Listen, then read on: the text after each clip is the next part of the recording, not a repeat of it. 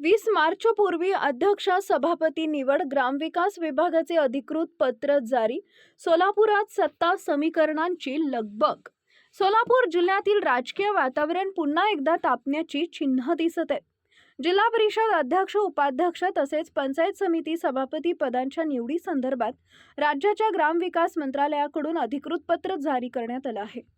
या पत्रानुसार संपूर्ण निवड प्रक्रिया 20 मार्चपूर्वी पूर्ण करण्याचे स्पष्ट निर्देश संबंधित जिल्हाधिकाऱ्यांना देण्यात आले. त्यामुळे जिल्ह्यातील राजकीय हालचालींना अचानक वेग आला असून विविध गट तटांमध्ये चर्चा आणि रणनीती आखण्याचं सत्र सुरू झालंय.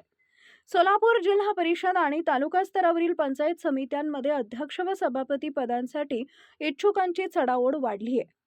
काही ठिकाणी आघाड्या जोडण्याचा प्रयत्न सुरू झाले असून पक्षांतर्गत बैठका आणि मतदार सदस्यांशी संपर्क मोहीमही वेगानं सुरू आहे. राजकीय नेत्यांनी आपल्या गट बांधणीसाठी हालचाली सुरू केल्या असून अपक्ष सदस्यांची भूमिकाही निर्णायक ठरण्याची शक्यता वर्तवली जाते. कोणाच्या गळात अध्यक्षपदाची माळ पडणार याकडे जिल्ह्याचं लक्ष लागलंय. जिल्ह्यातील सत्ता समीकरणं नेमकी कशी जुळतात, कोणत्या गटाला बहुमत मिळतं आणि अध्यक्ष सभापती पदाची माळ कुणाच्या गळ्यात पडते याकडे सर्वांचं लक्ष लागलंय.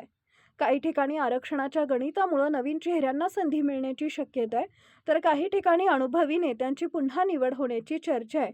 राजकीय वातावरण दिवसेंदिवस चुरशीचे होत असून पुढील काही दिवस जिल्हा परिषद व पंचायत समित्यांमध्ये राजकीय हालचालींना अधिक वेग येण्याची शक्यता आहे.